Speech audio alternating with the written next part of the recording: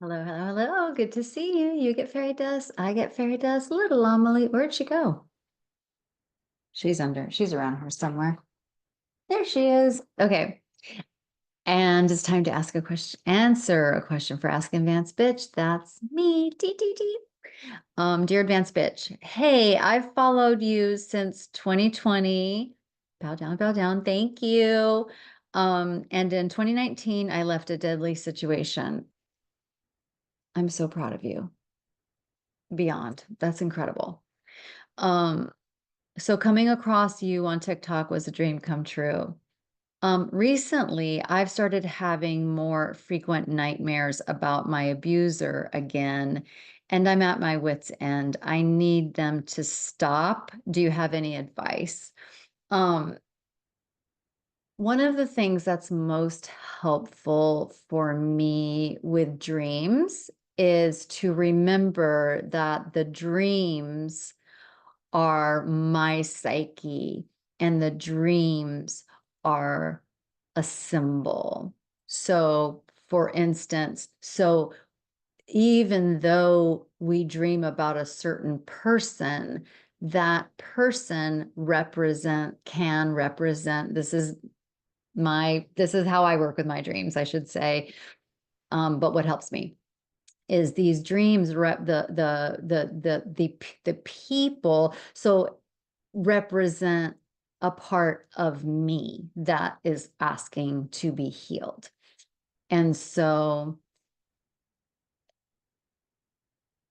it's very unusual for somebody who has not experienced some level of self-hate, which I have, to end up in a relationship with somebody who is abusive to them, because there's something in me that, attracted somebody that would treat me in a way that I would accept because I was used to being treated that way, because I also felt that way about myself. So back to the symbols. So if I dream about a car is a symbol of self, can be symbols of other things too, but for me, when I dream about a car or a home, that's a symbol of myself. Okay, what's happening in the car? Is it a car accident? Okay, for me, that means, uh-oh. Fortunately, I haven't had a dream about a car accident, but my car will get into ditches a lot. And and then this last week I dreamt about a rental car, and my Jungian analyst, dream analysis expert, be careful about rental cars, right? So it's like you don't want to rent the self, you want to embody the self. And so so I'm not really dreaming about a car. So if a car is a symbol of a self, then what's happening with the car? I'm interested in that because that tells me something going on in my psyche and myself. And so when I dream about a man who, so I don't mean to make this too complicated, but in us, we have an anima and an animus. So, and you can Google that. I don't want to explain it right now, but anima and animus, it is a Jungian concept. Um, and so I've got the anima covered. Like, we're good. It's my animus. It's the part of me that will set a good boundary. It's the part of me that will take care of myself. It's the part of me that has goals, that part of me that strives for things, that part of me that protects myself.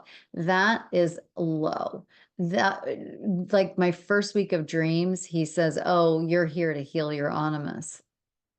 And so it's like, okay, great.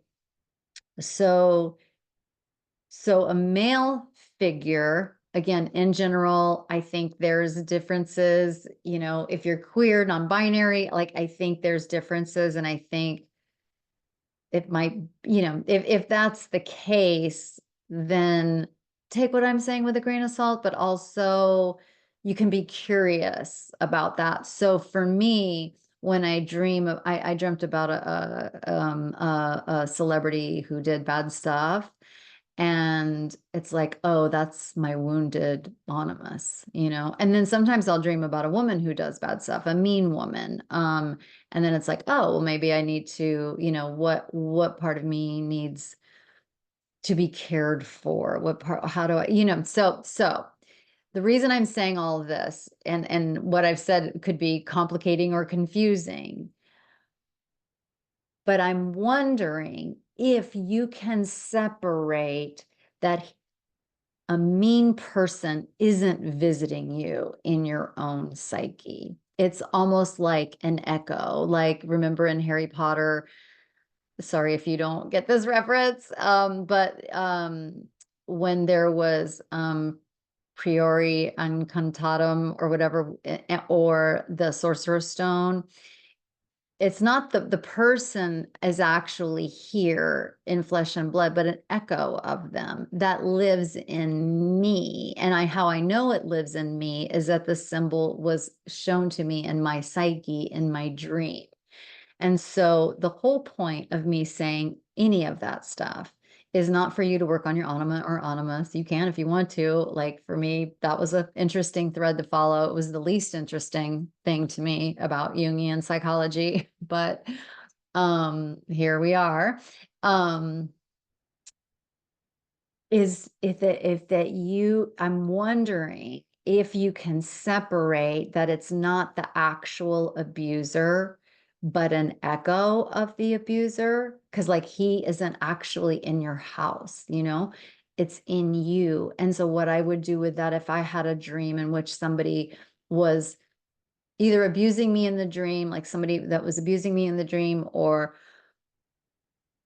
somebody that was an abuser that appears in my dream, I think, oh, you know, okay, that's interesting. And I look for it to lead me to um,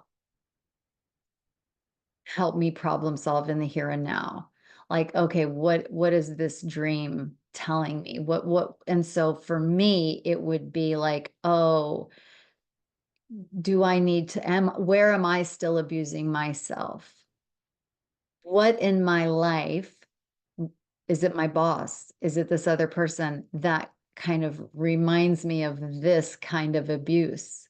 You know, like, just so I would take it more symbolically, and for us to do, and again, I'm so sorry you're having these dreams. It is so horrific. And of course it's a PTSD symptom, of course, when we have nightmares. But my first thought, as I'm wondering if you can, if just by knowing that he's not back and he can't get you, there's nothing that he can do to get you, that he's like it's not even he, that whatever echo of you in your own psyche, I wonder if you just know that without really even doing any work around it, just know that it's not him.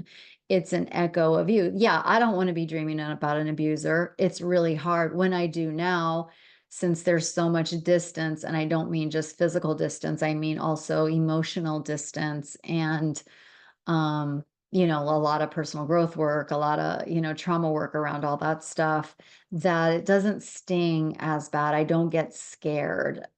You know, it doesn't mess up my day. So that's what I'm wondering, if that's something that you could do. Is that something you could do, is like, okay, this isn't actually my abuser. My abuser is, I fixed that problem. What is this dream trying to tell me? Why would I, you know, and so you can like Google like dream work, like you could take this now to a journal, and you could, again, to start the separating from that person to my work. And again, I'm so sorry you're having these dreams, but there's part of Jungian psychology that is active imagination. And so we can write a letter to that part of our psyche, not to the abuser. We've already, you know, shown the abuser the door. Hey, could you, you know, hi, dream or psyche or very dangerous animus, this figure, what's up? Like, what are you trying to tell me? I will believe you. I want to know what you're trying to tell me. Like, what am I missing? What am I not paying attention to? Like, you could have a dialogue with their dream. Is there something I need to be doing that's not that still feels abusive to myself? Like, it could be like, am I still acting out in my addiction? Am I still, like what, and so just trust whatever comes up. I would definitely recommend doing this with a therapist, or with a coach, or with a very safe person who's not going to judge you. Um, again, what I'm hoping for you is once you like, oh, that's a Bogart. Like that's actually not a Dementor. It's a Bogart. And I know how to handle that. And I'm going to figure it out. So I hope that's helpful. Feel free to contact me again. I think you asked me this question a little while ago, so I hope the dreams have passed. But again, for any of us going through any of these things, it feels like, oh no, the thing that I left, I'm back at, the cringe moment that keeps appearing in my dream, or our anxiety dream, which mine usually entails me being somewhere and I'm not prepared. Like I'm taking a test and I have no idea what the subject is, or I'm giving a talk and I have no idea. Like that's one. And so I'm like, oh, that's my anxiety dream. And so I'm like, oh, okay. So let me look at my anxiety. Okay, that's not actually real stage fright or whatever. It's not. So what's going on to bring me that anxiety dream? And then if it is that I'm on stage, it's like, okay, what part, that's a weird noise. What part of me wants to be on stage? What part of me, what test am I taking? Like what in my life is testing me? Am I prepared for the test? So that's how I play with my dream symbols. And if you want to just Google anything Jungian dream work, there's a couple of Jungian podcasts that do dream work. One is This Jungian Life. There's also that's just my preference of theory is Jungian psychology, depth psychology. And I'm not an expert by any means. I'm just somebody who practices it.